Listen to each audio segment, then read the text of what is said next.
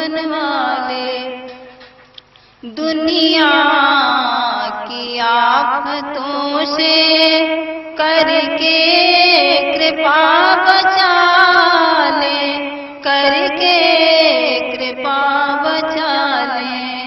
दुनिया की आफतों से करके कृपा बचा ले, करके कृपा बचा ले। मदमोह के नशे में जो खेल खेल डाले, जो खेल खेल डाले। मदमोह के नशे में जो खेल खेल डाले, जो खेल खेल डाले।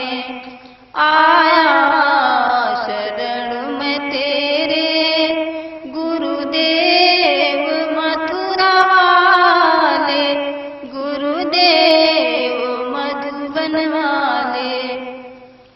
बनती हुई किसी की लाखों बिगाड़ते हैं, लाखों बिगाड़ते हैं। बनती हुई किसी की लाखों बिगाड़ते हैं।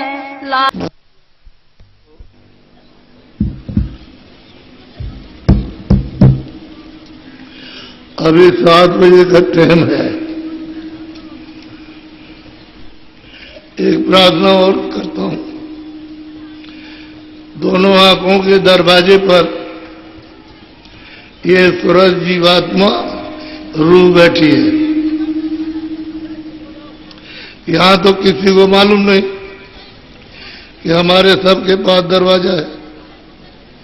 किसी को पता नहीं है कि हमारे सबके पास आंख है, तीसरी आंख है, तीसरा नेत्र सबके पास।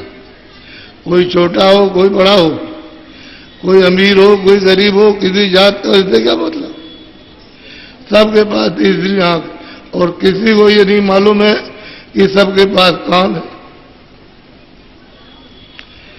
जब कुछ किसी को जानकारी हो तो सब कुछ सुने समझे, और किसी को भी मालूम नहीं कि उस जीवात्मा में नाक का है, एक नाक। तो बड़े ध्यान से ये घाट है, ये दोनों आंखों के सामने घाट है।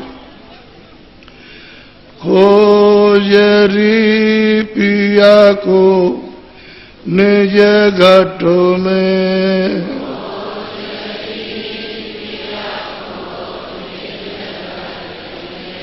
खोजरी पिया को निज घाटों में।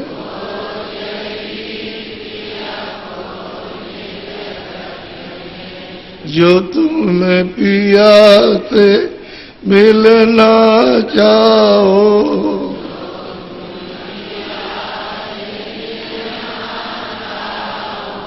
तो मत भटको जग में। सबके पास है। दोनों आंखों के मध्य में ये सूरज जीवात्मा बैठी है, और ये निजी घाट है। किसका है? सूरज का। यहीं पर अगर हम खोज करें तब तो हमको मिल जाएगा, क्योंकि यहां पर एक आंख है, यहीं पर एक कान है, और यहीं पर एक नाक है। उस सूरत में ये तीनों चीजें हैं। आंख भी है, कान भी है, नाक। आंख देखने का काम करती है, कान सुनने का काम करती है, नाक का सुगंधी लेती। तीनों इस घाट पर है, तो कोई इस घाट का परिचय पूछता ही नहीं है कि हमारा निजी कौन सा घाट है, और वो सबके पास है। छोटे बड़े अमीर गरीब हों, किसी जात को उनके उससे कुछ नहीं, सबके पास घट है। जब कभी भी पिया मिलेगा तो इधर जब आंख खुलेगी, इधर कान खुलेंगे, तब पिया का साक्षात्कार दर्शन, मालिक का दीदार होगा। और जब तक आप इधर उसको नहीं खोजेंगे, इधर तलाश नहीं करेंगे, आंख नहीं खोलेंगे, कान नहीं खोलेंगे, तो एक नहीं 1000 बरस आपके जुग के जुग चले गए और अभी तक कुछ नहीं हुआ। जब से मालिक के यहां से आए हो अभी तक वापस नहीं गए, यही भटका खा रहे। चारों खानों में 84 लच्योनी और नरकों में यहीं पर बराबर भटका खा रहे हो। आप अपने घर नहीं जा सकते। आपका घर सदा अस्थायी है। जो वहां पहुंच जाता है उसका फिर कभी न जन्म होता है, न कभी मरण होता है, न वो यहां कभी आता है। जो पहुंच गया अपने आनंद के सागर में, अपने ज्ञान के शक्ति के सागर में, वहां जाकर के उसका रूप हो गया। ये जितने भी महापुरुष आए सब इसी घाट से सबके सब गए। तुम कितने बार रामायण पढ़ते हो? मूंदेव नैन त्रिशत में भयो। मैंने अपनी आंख बंद की तो सामने एकदम से रोशनी रोशनी हो गई, तो मैं उस प्रकाश में ठंडा हो गया, शीतल हो गया। मूंदो नैन त्रिशत में भयो, पुंजितवत उसलपुर गयो। बाद में मैंने जब सामने देखा तो कौशलाधीश राम, जिसको गाड कहते हैं, खुदा कहते हैं, उस सामने दिखाई दिए। तो उन्होंने कहा कि हमारी ये डोर नाम की पकड़ लो और हमारे पास चले आओ। तो नाम की डोर पकड़ी तो वह फौरन उनके पास पहुंच गए, सामने खड़े हो गए। साक्षात्कार ईश्वर का दर्शन, खुदा का दीदार सामने, घाट का सब सामने कर। उन्होंने कहा हम बहुत खुश है, हम रास्ता देते हैं, तुम ऊपर जाओ। तो उन्होंने रास्ता दिया तो उधर का मतलब ये पेट नहीं, उधर वहां अंडजराया, उधर में बहुत चौड़ा, जितना ये संसार इससे भी ज्यादा चौड़ा मैदान है, उसमें खड़े हो गए। तो वहां रचना ये तो मृतलोक में 5 तत्वों की है, जल पृथ्वी अग्नि वायु आकाश, और वहां लिंग तत्व की रचना है। 10 इंद्रिया है, चतुसंताकरण और मन, रजोगुण तमोगुण सतोगुण। तो मन और बुद्धि और चित्त, ये 4 तो ये हो गए 10 इंद्रियां, 10 4 14, और रजोगुण तमोगुण सतोगुण ये 3 हो गए 17 तत्वों का लिंग शरीर है। वो इससे सुपुर्यम, यानी ये तो कष्टदायक है, उसमें ये बीमारी नहीं, लिंग शरीर में ये बीमारी नहीं, इस रकम के भोग नहीं है, ऐसी दवा नहीं खाते हो। जिस तरह से यहां होता है वैसा वहां कामकाज नहीं, आराम से। और उसके ऊपर में सूक्ष्म शरीर है। जब इसको पार हो गए तो शब्द स्पर्श रूप रसगंध 5 तो ये हो गए, और मन बुद्धि चित्त और अहंकार 5 4 9 तत्वों का शरीर है। वो उससे भी बहुत साफ शुद्ध है, पवित्र है। इसमें इंद्रिया नहीं, उसमें है रजोगुण तमोगुण सतोगुण नहीं, ये छूट जाएगा। बस शब्द स्पर्श रूप रसगंध और मन बुद्धि चित्त और अहंकार उस सूक्ष्म शरीर में। और सूरज जब उधर परे जाएगी तो फिर 5 तत्वों का शरीर है, शब्द स्पर्श रूप रसगंध, और न वहां मन है, न बुद्धि है, न चित्त, न अहंकार। और वो जब ऊपर उधर उतरेगी तो उसके ऊपर कोई शरीर नहीं, तो शब्द रूप हो जाती है। यही जो आंखों के पीछे ये बैठी हुई है तुरंत जीवात्मा, इसको रूह कहते हैं, सोल, यही फिर शब्द रूप हो जाएगी। शब्द ही शब्द मिलकर, शब्द में मिलकर के शब्द रूप हो गई। अब इसके ऊपर में कोई मोटा तत्व नहीं है, यहां लाने का कोई मोटा तत्व नहीं, उसमें ये मिल गई। और वहां मानसरोवर में इस संसार के करोड़ों गुना क्या, अरबों गुना बड़ा मानसरोवर तालाब है। कह तो तालाब में लेकिन अरबों गुना बड़ा, उसमें सब सूरतें स्नान करती हैं। वहां जो रहती हूं तो रहती है, लेकिन वो सब हंस रूप में रहती।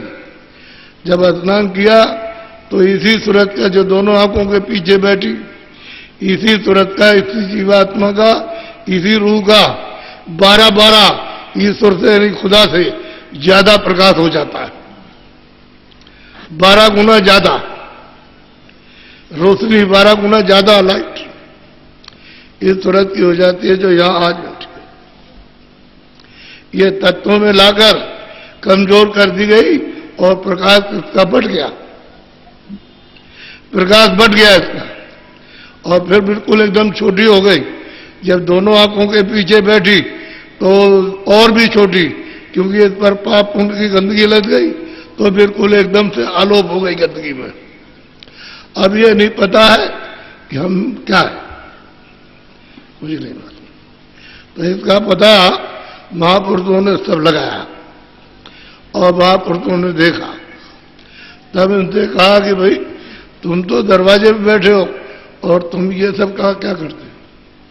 अमूलक निधि, अमूलक जवाहरात, जो सोना चांदी और ये सब मिट्टी है, और वो अमूलक जवाहरात जो चेतन है, उसको प्राप्त करना चाहिए, जो सर्वदा जीवात्मा की सूरत की रक्षा करे, रखवाली करे।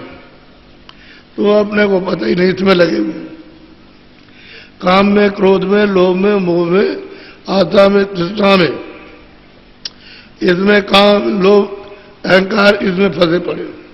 यही खाने पीने में इसी में ढूंढते हो कि इसको गाली देंगे तो इससे मिल जाएगा, इसको मार देंगे तो इससे कुछ मिल जाएगा, और इससे कुछ ले लेंगे तो कुछ मिल जाएगा।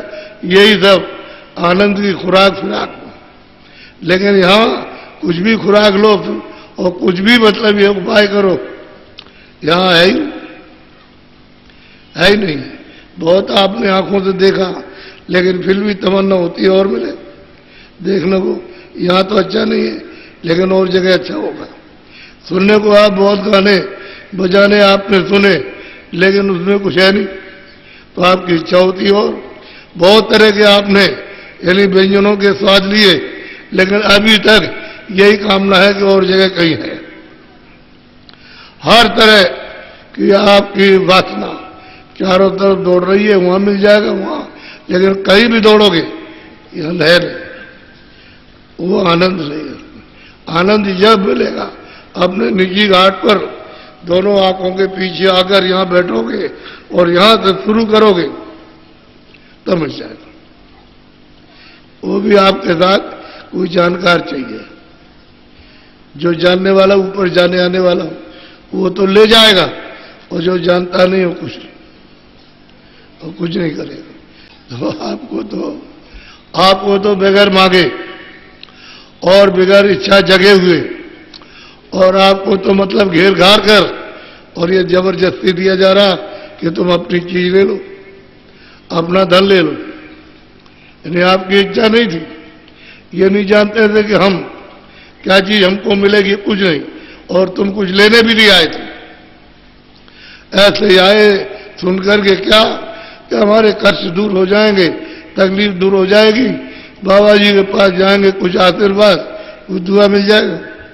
दुआ आशीर्वाद तो सब मिल जाए, लेकिन तुम आशीर्वाद लेते कब हो, दुआ कर देते हो। दुआ अगर तुम्हें मिले तो फेंक देते हो, तो फिर तुम्हारे पास तो कुछ रहता नहीं। जब तुमने फेंक दिया तो फिर क्या रहेगा। जो बताते हैं कि तुम इस तरह से रखो, दुआ को रखो, आशीर्वाद को, तो तुम्हारा लाभ करे, तो बढ़ते बढ़ फेंक दिया तो रोकथाम करने वाला कोई तुम्हारी है नहीं। ये वो बताया रोकथाम करे, इसलिए जो चाहते हो वो करते हो। एक मजदूर है, मजदूरी करता, मालिक आया, उसने कहा देखो ये काम है, ये आप दिन में कर देना, क्या जी बात। वो तो चला गया, तो अपना बस चुपचाप अपना बैठा सोया। शाम को जब मालिक आने को हुआ तो पड़ुआ उठाया, खोदने लगा। उसने कहा, भाई हम तो तुमको काम दे गए थे तो तुमने तो कुछ नहीं काम था, जितना हमको उतना किया। यानी चोरी की, झूठ बोला, धोखा दिया, काम चोरी, और कहता पैसे दे दिए पूरे, पैसे में कोई कमी नहीं, काम कुछ नहीं। तो अब चोरी की भावना, काम चोरी की, लोग सबके सब करने लगे कि ये हम नहीं करें, पैसे पूरे चाहिए। तो बताओ बरकत तुमको कैसे मिलेगी, दुआ कैसे मिलेगी? जब आप काम नहीं करते हो और चाहते हो कि हमको पूरा मिल जाए तो कैसे मिलेगा? अगर मिल भी जाएगा तो तुम्हारा खत्म हो जाएगा, उससे तुम्हें लाभ नहीं मिलेगा। तो ईमानदारी मेहनत के साथ तो आपने काम तो छोड़ दिया, अब बरकत नहीं मिल रही। तो महात्मा किस बेसिस पर, किस आधार पर आपको दे? रखने का तुम्हारा जो बर्तन है वो तो रखने का है ही नहीं। बर्तन तो आपने बहुत ही अति गंदा कर दिया, तो उसको थोड़ा मांजने की जरूरत है। तो जब आप जानते ही नहीं कि कहाँ की मजाई करे, सफाई करे, तो कैसे? तो अतिशय रगड़ करे जो कोई ना, दरवाजे पर बैठ करके अतिशय रगड़ करे जो कोई, अनल प्रगट चंदन से हो। जब इधर में जो अंधेरा है, आंख बंद है, कान बंद है, नाक का बंद है, इधर में जो रगड़ करता, तो वही रगड़ से फिर कहते ज्वाला, कर्म तो साफ हो जाएंगे, अरे कर्मों की तबाही होगी तो एकदम से झलक आने लगेगी। तो जो महात्माओं ने कहा कि थोड़ा सा बर्तन अंतःकरण है, उसको तो जरा साफ हो जाने दो, तो कुछ नहीं, इनको कुछ पता ही नहीं अंतःकरण का, तो ये सब लेते हैं यहाँ। अब इनको अभी तो बताया कि भाई अंतःकरण तो इधर है, ये हृदय तो, दिल तो, हार्ट तो इधर है, ये इधर कहां से आया? कर्म सब इधर जमा होते हैं, जहां पानी कभी जाए नहीं। तुम दिन भर डूबे रहो नदी में या कुएं में डूबे रहो तो पानी में नहीं जाएगा, ना वहां कोई जहर जाएगा, ना वहां कोई तलवार जाती, अग्नि भी नहीं जाएगी, अग्नि तो नीचे तुम्हारे इसको जला देगी, वहां नहीं जा सकती अग्नि, छू करके भी नहीं जाएगा। ऐसी जगह उसने तुम्हारे पाप और पुण्यों को रखा, और तुम किसी महात्मा से नहीं पूछते हो कि हम ये पाप और पुण्य हम किस तरह से इसको जलाएंगे। वो जुक्ति दे तो उसको करो जल्दी में, तो जल्दी हो जाए काम, तो आपको समझ में नहीं आता। इसलिए तुम बड़े भाग्यशाली हो, तुमको अचानक ये चीज नर नारियों को पकड़ा दी है कि अब जरा सा थोड़ी सी तुम मेहनत करो, ये रगड़ करना, रगड़ थोड़ी सी तुम करो, थोड़ी हम करें, तो जल्दी ही कृपा हो जाए। अब तुम अगर सचेत हुए और विवेक हुआ तब तो लग गए, तब तो काम हुआ, और इधर से लिया उधर धर दिया, ताके में जाकर के धर दिया, भूल गए। जब कभी मिले तो पूछा, भाई तुमने कुछ याद किया, कुछ किया? कह रहे हम तो सब भूल गए, हमने तो कुछ ना भजन किया, ना हमने ध्यान किया, हमको तो समय खो दिया तुमने। इसलिए तुम अपने आप धोखा खाते हो और इसमें फंसते हो, तो ये उबारेगा, ये कर्म जो है पाप पुण्य उबार के ले जाएगा। ये तो तुम्हारे अंदर बेड़ियां बांधेगा, एक सोने की और एक लोहे की, और ऐसा बांधेगा यहां, हथकड़ी डालेगा पैर, समझ गए, और छोड़ नहीं सकता। तो जो पुण्य करेगा उसको सोने की बेड़ी, और जो पाप कर्म करेगा लोहे की, बस पैरा देगा और डाल देगा यहाँ 84 में ले जाएगा नरकों में, और फिर तुम्हारी अच्छी तरह से पिटाई करेगा। बताओ किससे प्रार्थना करोगे? कौन है बचाने वाला? कोई तुम्हारी इस आवाज को कोई सुनेगा? वो जानता ही नहीं कहाँ गए, और उसके ऊपर में ये दूरी दशा हो रही है। इसलिए महात्मा जो अब आते हैं वो इसी धन को जीवात्मा को जगाने के लिए आते, नाम के साथ। अभी आप नाम जानते ही नहीं हो। नाम जो बोलता हो, नाम आवाज देता है, कहता है भाई हम तो तुमको बुला रहे, तुम हमारी आवाज को सुनते ही नहीं हो, और जब सुनने लगो तो आवाज सुनाई देने लगे, और फिर सब तुम्हारी कानों के साथ, आंखों के साथ में प्रकट हो जाए, और तब कहोगे हमको ऐसी अद्भुत वाणी जो हमने